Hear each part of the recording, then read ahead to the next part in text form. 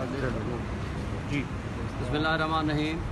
Islamabad high court में आपको पता है कि ये हमारी रिट पिटीशन पेंडिंग थी। कल नोटिस किए थे, पर्सनली तलब किया था इनको स्पेशल मैसेंजर के ज़रिए। आज उनका रिकॉर्ड पेश हुआ है, उन्होंने हमें डिक्लाइन कर दिया कि जी आप प्रेस क्लब के सामने ये नहीं कर सकते। लॉ एंड ऑर्डर की सिचुएशन है, शमा इस्लामी का धरना है, अपना अपना। अब JUIF को भी बीच में ले आए हैं, हालांकि ये कोई बात हमने नहीं सुनी। मगर आपको याद होगा कि हमने ये एप्लीकेशन दी थी इनको 23 तारीख को। 24 को हम कोर्ट में आ गए, रिट पिटीशन फाइल की। 25 को हमारा केस कल फिक्स हुआ था। कल हमें नोटिस मिल गए थे और आज 26 को बहस के लिए था। लेकिन ये सारे हीले बहाने कर रहे हैं कोर्ट के सामने। एक बहाना, दूसरा बहाना, तीसरा बहाना। मकसद इनका क्या है? किसी ना किसी तरीके से सिर्फ PTI को इजाज़तनामा ना मिले। मुझे बता दें, आज से एक हफ़्ता पहले जब TLP आई थी तो TLP को क्या किया था इन्होंने? इनका DIG वहाँ नारे मार रहा था कि आपकी और हमारी काज एक तरह की है। पूरे हम ये TLP के ख़िलाफ़ नहीं हैं, मगर हम ये बताना चाहते हैं कि अगर TLP को इजाज़तनामा मिल सकता है तो वाई नॉट टू अस। और फिर जमात इस्लामी को क्यों नहीं मिल सकता? जमात इस्लामी अगर धरना देना चाहती है कानून के दायरे में, आप उनसे अंडरटेकिंग लें, उनको भी इजाज़त दें। हम कब मना करते हैं? मैंने कोर्ट को कहा जी उनको भी इजाज़त दें, सबको इजाज़त दें, आप अंडरटेकिंग लें, कानून को कोई हाथ में ना ले। लेकिन आप एक पार्टी को तो इजाज़त देते हो, उनके साथ नारे मारते हो, धमाल डालते हो, दूसरी पार्टी को कहते हो हमने कंटेनर लगा लिए। फैज़ाबाद धरना जजमेंट आपको याद होगा, उसकी वायलेशन है। गवर्नमेंट रास्ता रोके या बल्कि एक मैंने जो केस किया था Islamabad high court bar association का, वो रिपोर्टेड जजमेंट है। गवर्नमेंट रोके या कोई पार्टी रास्ता रोके, दोनों सूरतों में वो इलीगल काम है। रास्ते ब्लॉक किसी सूरत नहीं हो सकते। लेकिन पीसफुल प्रोटेस्ट करना ये फंडामेंटल राइट है आर्टिकल 16 अपनी कॉन्स्टिट्यूशन के मुताबिक। वो कोई दुनिया जहान की कोई ताकत, कोई एग्जीक्यूटिव अथॉरिटी उसको रोक नहीं सकती। उस हवाले से आज ये बहस हो गई है। अब ऑनरेबल कोर्ट ने ऑब्जर्व कर दिया है कि हम आपको परमिशन देंगे, जो ही आर्डर आता है तो फिर हम आपको बताते हैं। शेब चेन साहब, ये बताइएगा कि इमरान खान साहब ने कल जेल से कहा है कि आसिम मुनीर साहब और हमारे दरमियान कुछ लोग जो है वो लड़ाई करवाना चाहते हैं।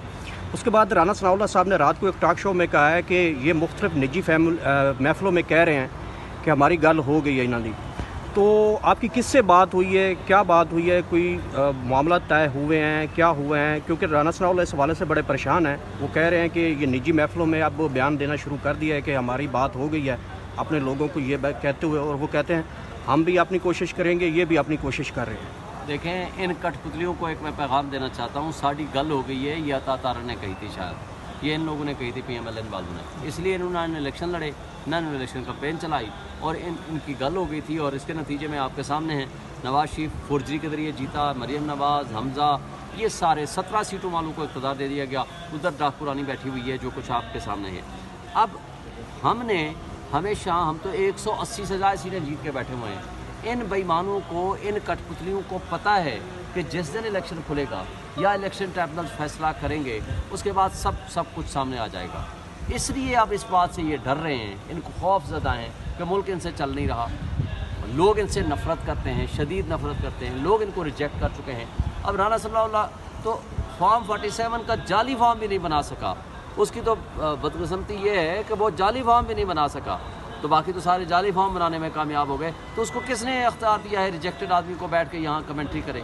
उसके पास हैसियत क्या है? और जो शोबाज बैठा हुआ है उसके पास क्या कैपेसिटी है? वो अपने फॉर्म 45 तो लेकर आएँ। लिहाजा इनकी बातों की कोई हैसियत नहीं है, कोई कानूनी हैसियत नहीं है। हम इंसाफ और क़ानून के रास्ते में कोई इनकी जो होने वाली रुकावटें हैं वो आपके सामने हैं, सारी दुनिया ने देखी हैं।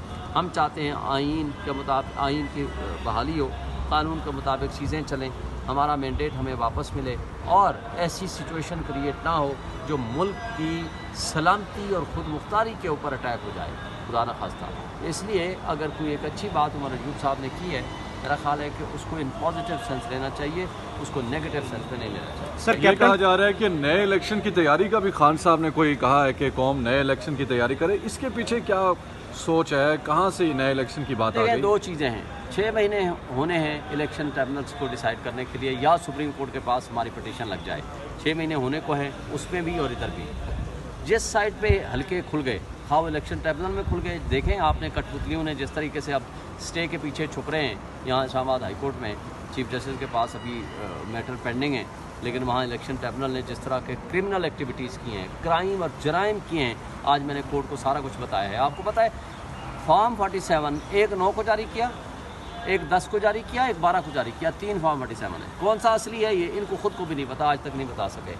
فارم 48 49 12 کو جاری کیا، 11 کو نوٹیفیکیشن جاری کر دیا. یعنی ووٹوں کی گنتی ابھی ہوئی نہیں ہے اور نوٹیفیکیشن پہلے آ گیا. یہ سارے کرمنل ایکٹس جو ہیں الیکشن کمیشن کے، میں نے آج کورٹ کو بتائے ہیں چیف جسٹس کو، ان کو پتہ ہے ان ساری چیزوں کا.